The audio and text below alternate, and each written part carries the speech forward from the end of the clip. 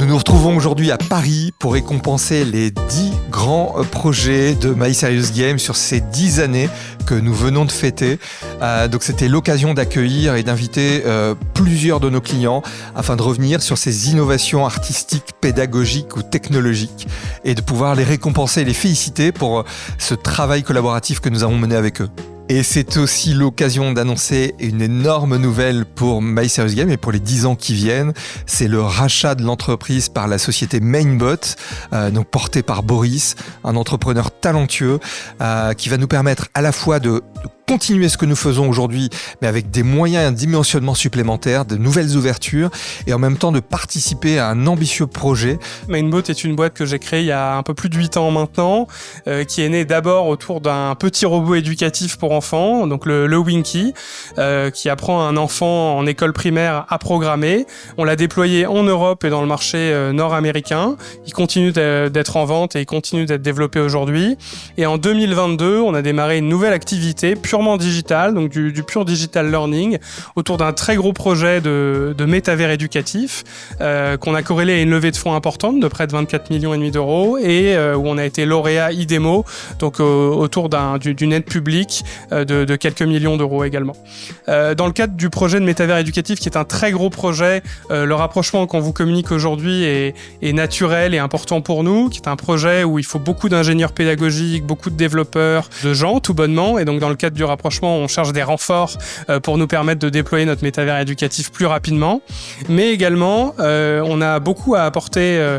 Déjà, il y a un maintien de l'activité telle qu'elle de leur côté. Donc, les clients vont continuer d'avoir leurs produits. On compte apporter une nouvelle technologie pour les nouveaux clients, donc qui est la technologie du Web3. Donc, avec de l'IA, avec de la blockchain, des clients dans de nouveaux marchés, dans de nouveaux pays. Notre projet est très global. Notamment, on a beaucoup de contacts à l'échelle européenne et ravi réellement de vous partager la nouvelle qui, mon équipe et moi, nous donne beaucoup d'adrénaline, beaucoup d'énergie et on a hâte de revenir vers vous avec une roadmap plus détaillée et évidemment un update par rapport au nouveau chapitre qu'on est en train d'écrire aujourd'hui.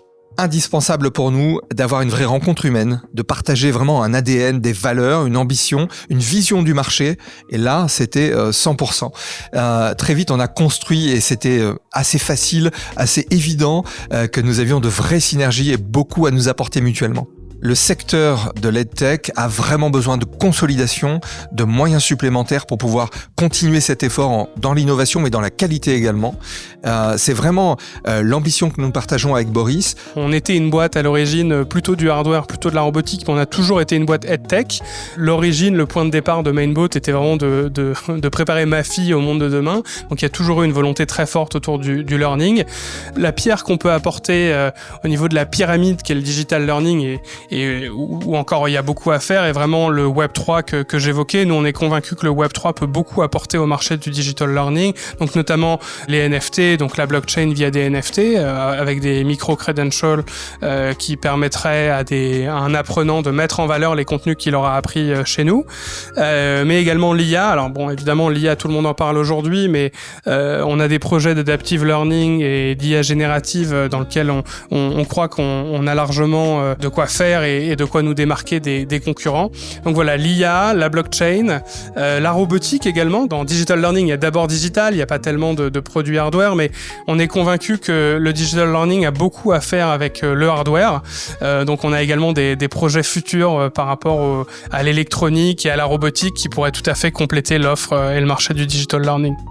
Nous vous donnons rendez-vous fin janvier au Learning Technology, porte de Versailles à Paris.